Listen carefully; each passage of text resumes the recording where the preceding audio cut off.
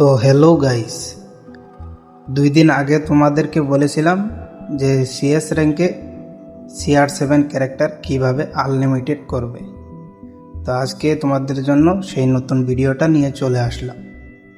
তো কেউ স্কিপ করো না, ভালো করে দেখে যাও এবং কি আমার চ্যানেলে নয়া হলে আমার চ্যানেলটাকে সাবস্ক্রাইব করে দাও আর একটা করে লাইক সবাই করে দেবে। তো চলো শুরু করা যাক। তো বন্ধুরা, CR7 আনলিমিটেড করার জন্য তো আমাদেরকে 1 মাসের পুরনো আইডি এবং কি 10 দিন পুরনো আইডি একটা লগ ইন করতে হবে। তো আমি লগ ইন করে নিচ্ছি। তো লগ ইন করার পর তোমরা কি করবে, এখানে স্টোরে ক্লিক করবে। তো এখানে আমি ক্লিক করে নিলাম। ক্লিক করার পর এখানে তোমার 6 নম্বর অপশনটাতে ক্লিক করতে হবে। ক্লিক করার পর এখানে দেখো 2 নম্বর অপশনটাতে, তার মানে এখানেই থাকবে আর কি CR7 ক্যারেক্টারের এবিলিটিটা। তো আমি অলরেডি কিনে নিয়েছি, সেটার জন্য আমারটা নিচে দেখাচ্ছে, দেখো নিচে দেখতে পাচ্ছ।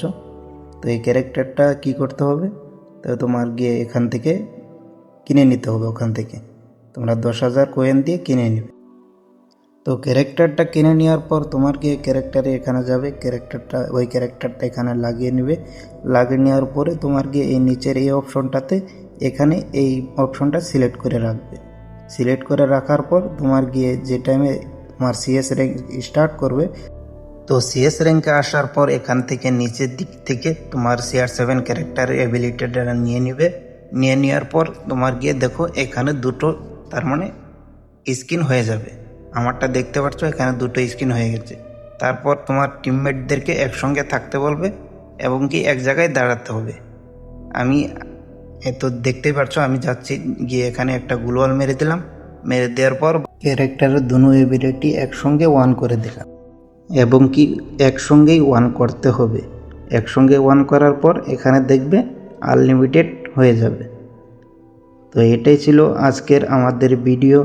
তো এরকম ভালো ভালো ভিডিও পেতে আমার চ্যানেলটাকে সাবস্ক্রাইব করে রেখে দাও। আর ভিডিওটা দেখে যদি ভালো লাগে তোমার বন্ধুদেরকে একটু শেয়ার করে তোমার বন্ধুদেরকেও জানিয়ে দাও। তো চলো আবার দেখা হবে নেক্সট ভিডিওতে।